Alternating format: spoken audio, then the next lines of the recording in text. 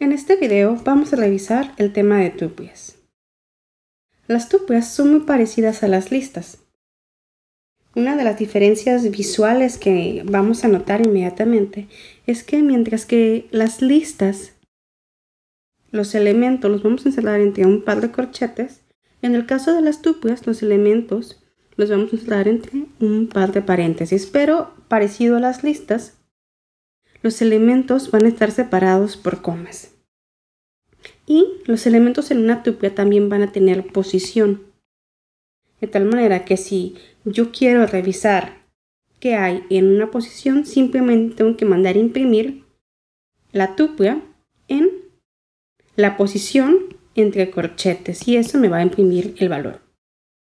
Las tuplas también las podemos mandar a imprimir como lo haríamos con la lista. Le podemos aplicar algunas de las funciones que les aplicamos a las listas, como por ejemplo la función max, que nos va a devolver el valor máximo que hay en nuestra tupla. Y también podemos iterar a través de la tupla, como por ejemplo para imprimir los elementos que hay ahí. Y esto nos daría esta lista.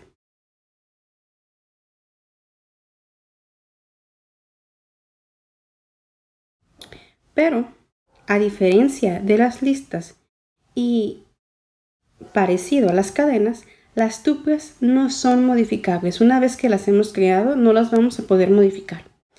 Entonces, mientras que a una lista la podemos modificar sin ningún problema, yo quiero que el valor en esta posición cambie, bueno, hago una nueva asignación y se hace sin ningún problema.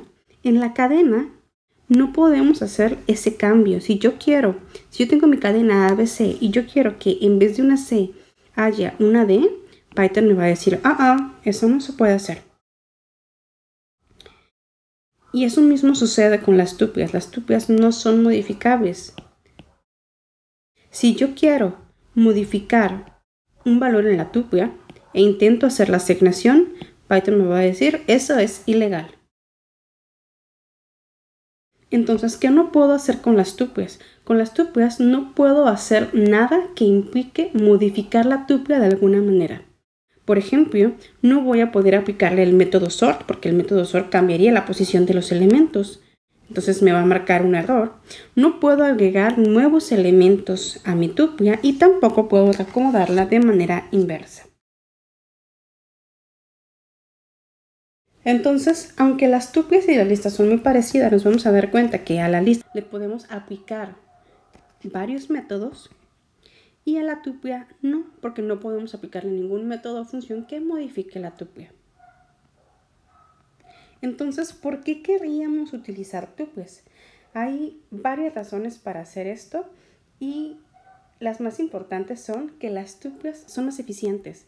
Van a presentar un mejor desempeño y un uso más eficiente de la memoria, que son cosas que a lo mejor podrían no importarnos en este momento, pero en un proyecto más grande eso definitivamente haría la diferencia.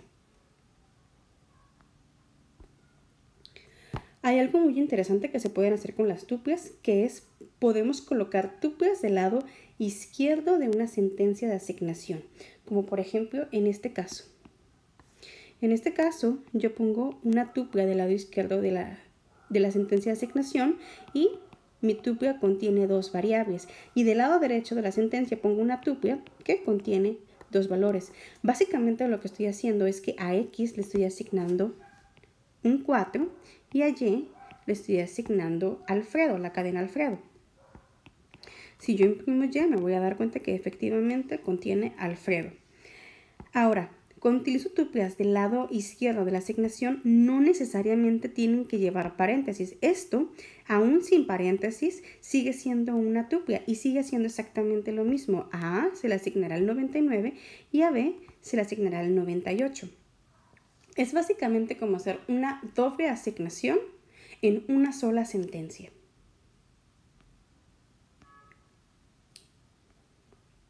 Las tuplas y los diccionarios están muy relacionados.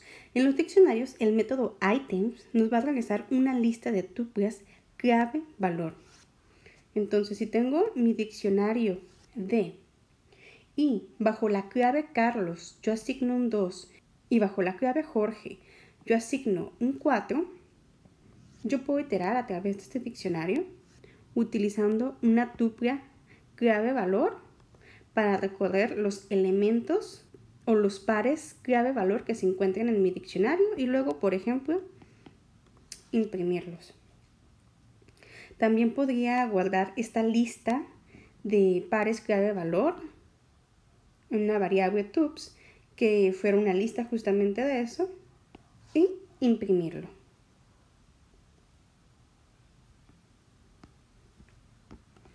Ahora, las listas pueden ser comparadas en el mismo sentido en que podemos comparar una cadena. ¿Qué quiere decir esto?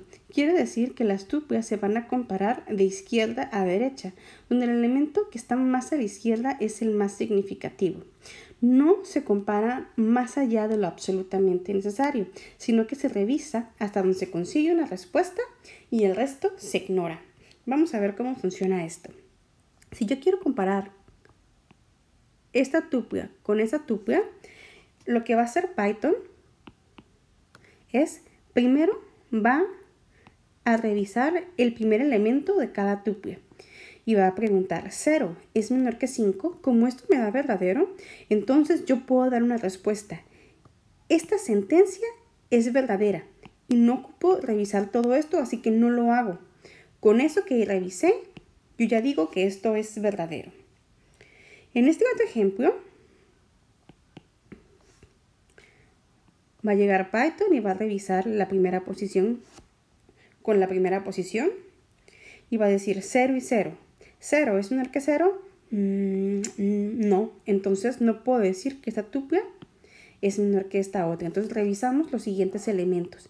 Entonces ahora voy a revisar este elemento y lo voy a comparar con este otro. Y pregunto, 1 es menor que 3. Como esto es verdadero, entonces yo ya puedo dar una respuesta positiva. Y no voy a revisar los últimos elementos, los ignoro. En el siguiente ejemplo, va a llegar Python y va a preguntar, ¿Juan es menor que Juan?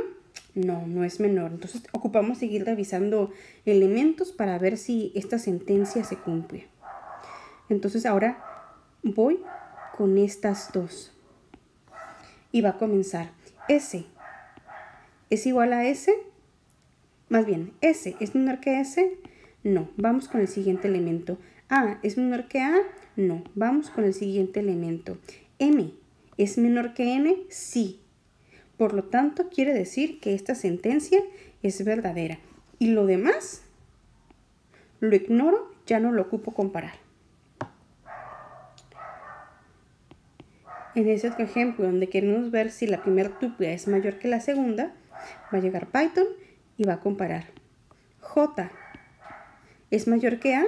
Como esto es verdadero, ignora todo lo demás y nos dice que esto es verdadero. ¿Ok?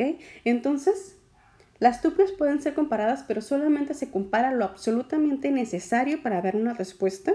Y una vez que podemos dar la respuesta, lo demás lo vamos a ignorar.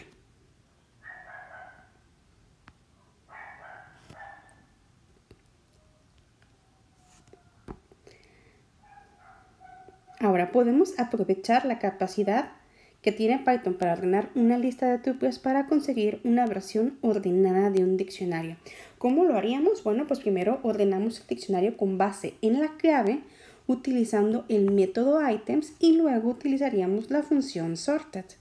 Entonces, aquí vemos los pasos, ¿no? Tenemos nuestro diccionario D y luego le aplicamos el método items que ya sabemos que nos va a devolver una lista de las tuplas de los pares clave-valor que tenemos en nuestro diccionario. Y luego a esta lista de tuplas le vamos a aplicar la función sorted y entonces Python va a ordenar esta lista de tuplas con base en la clave. Y entonces, esto es justamente lo que estábamos haciendo en la diapositiva anterior. Y nosotros podríamos ahora sí imprimir los valores que se encuentran en nuestro diccionario de manera ordenada. Insisto, ordenadas con base en la clave que contiene nuestro diccionario. Pero ¿qué pasa si yo, en vez de ordenar mi diccionario por claves, lo quiero ordenar por los valores? Entonces, si pudiéramos construir una lista de tuplas de la forma valor clave, entonces podríamos ordenar con base en el valor.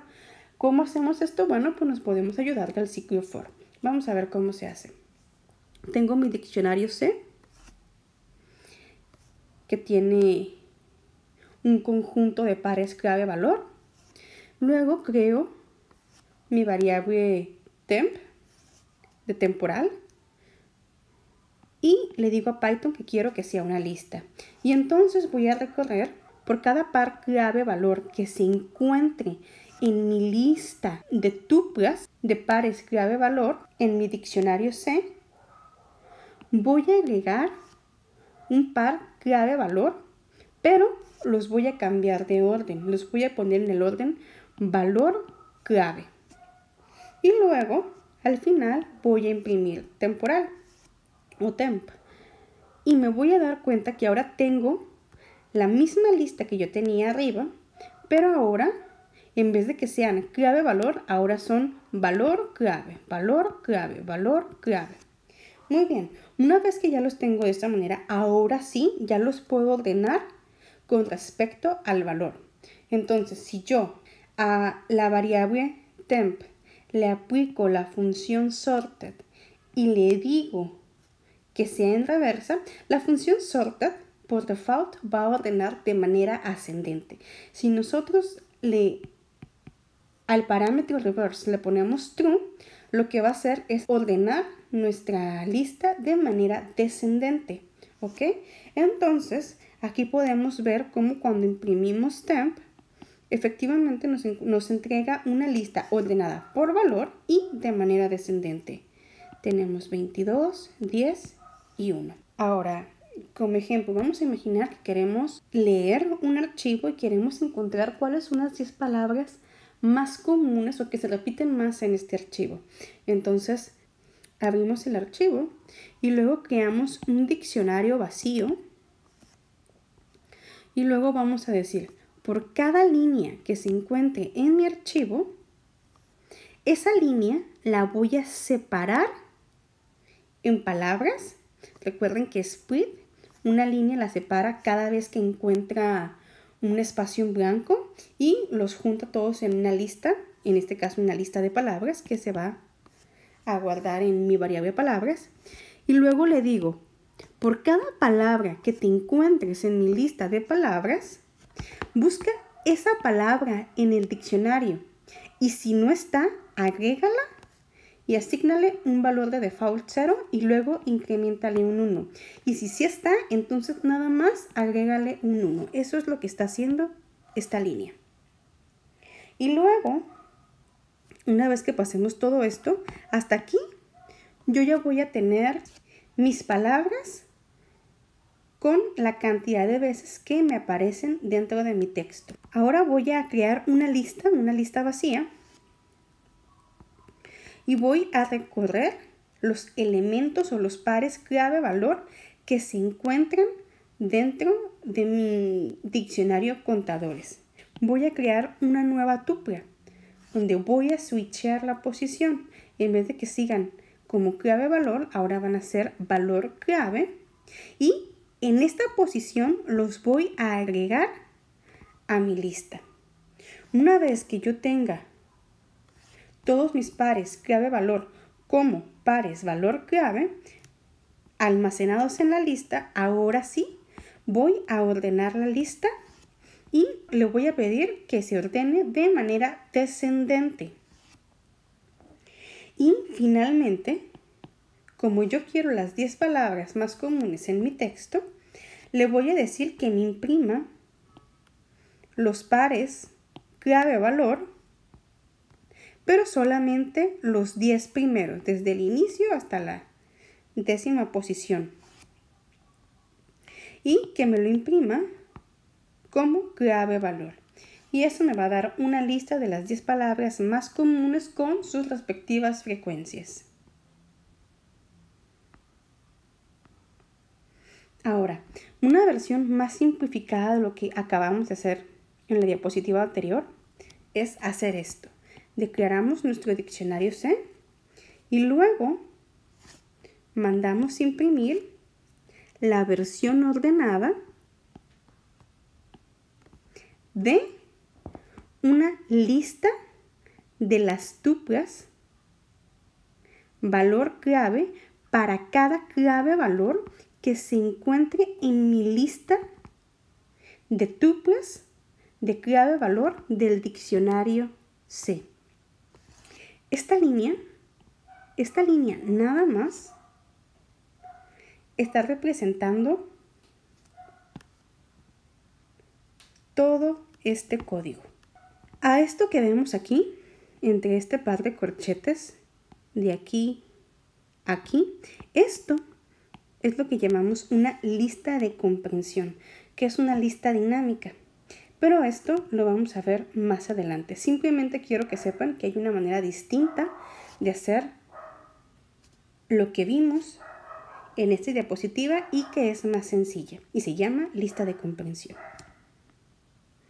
Entonces, para resumir, vimos que la sintaxis de las tuplas nos indica que tenemos que poner los valores que queremos almacenar en la tupla entre un par de paréntesis. Las tuplas no son modificables, pero sí son comparables en el mismo sentido en que son comparables las cadenas. Y las tuplas no pueden ser ordenadas, aunque sí las podemos utilizar para ordenar. También vimos que podemos utilizar tuplas del lado izquierdo de la sentencia de asignación, que nos va a permitir hacer asignaciones múltiples en una sola sentencia. Y también que podemos utilizar para ordenar diccionarios por clave o valor.